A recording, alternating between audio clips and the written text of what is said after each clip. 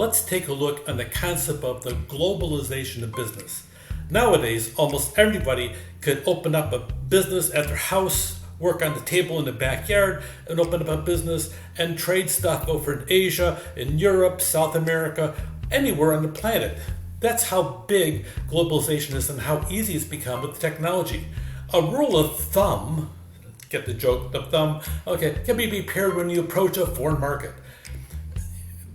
Be prepared in the aspect of if you're going to go talk to somebody in China, make certain that if there's a cultural barrier, you have a way to get around that cultural barrier, or especially a language barrier. And that includes the aspect of your phone. Do you have WeChat, which is common there, but it's not common here in the United States? Think about the technology. Think about the actual culture. Think about their national holidays. Think about the aspect of how they work and their work ethic if you want to develop a long-term relationship. India, the same thing. They have a lot more holidays than they do, depending upon the region of the country. They also have different cultural aspects and different ways to deal with it. In the Middle East, I get along extraordinarily well there, but the aspect of paying attention to the local customs is a big deal, knowing what's going on in that world. So pay attention to what's going on. Talk to people, and you know what? People don't mind talking about themselves. They don't mind talking about their culture. As a matter of fact, to some extent, they're kind of proud of who they are and where they're from. So pay attention. Slow down. Sometimes if you move too quickly, they think, oh, here we go, another American. You don't want to have that attitude coming across to them. Establish trust. And by the way, trust is not earned overnight. Trust is a time-sensitive issue. If you make a small promise and fulfill that promise, then you can make another promise and fulfill that promise, and then you can make a bigger promise and fulfill that one. People are watching over a period of time as to whether or not they can trust you. Can you blame them? Because you and I are probably exactly the same thing. Language is a big deal. Be careful not to insult somebody inadvertently by mispronouncing something. Make certain whenever you stumble and you know you stumbled that you say, I stumbled.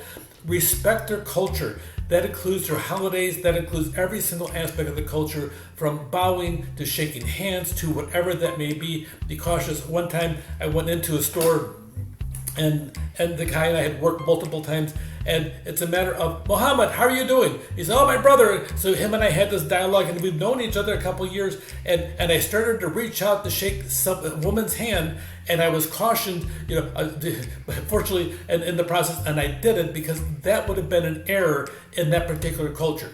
Pay attention to what's going on around you, and sometimes we stumble into things because the American culture, we tend to be very inadvertent and very open with what we're doing, and that is not the case in all cultures. So who's going to be number one tomorrow? We have a global village with electronic commerce. We're one big giant world market and everybody's happy and gets along. Not quite. So the U.S., we're the world's largest economy. The book pretends that somebody else's. We are the world's largest economy. China, Japan, Germany, and India follow.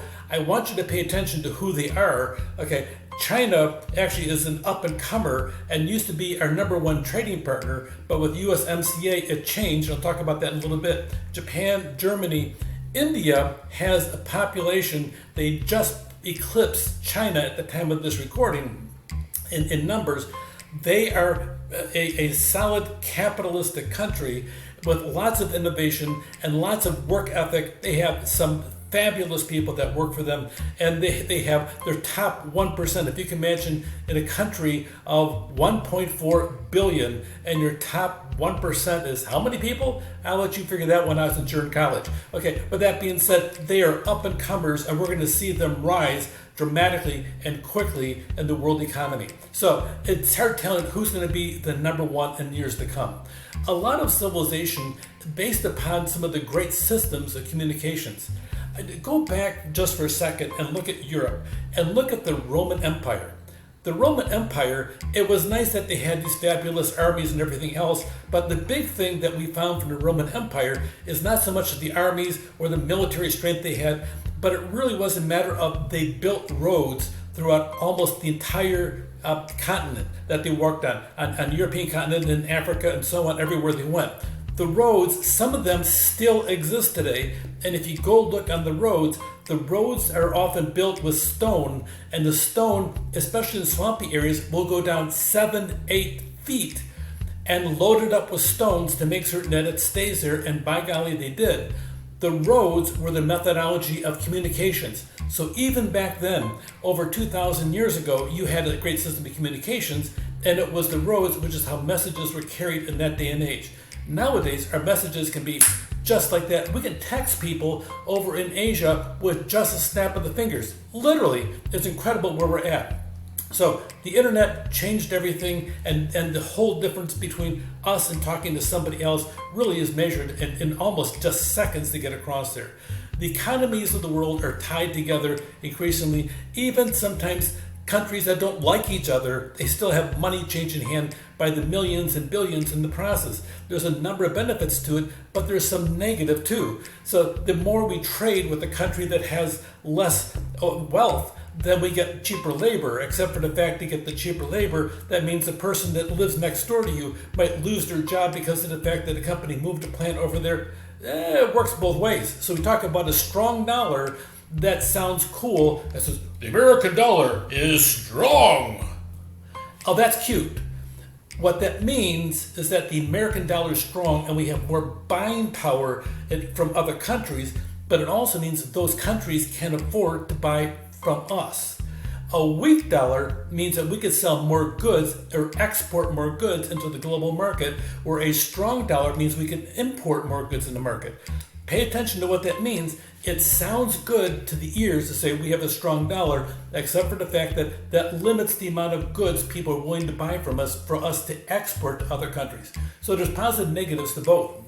When I learned about this, that will have a huge impact as to what your future is going to be.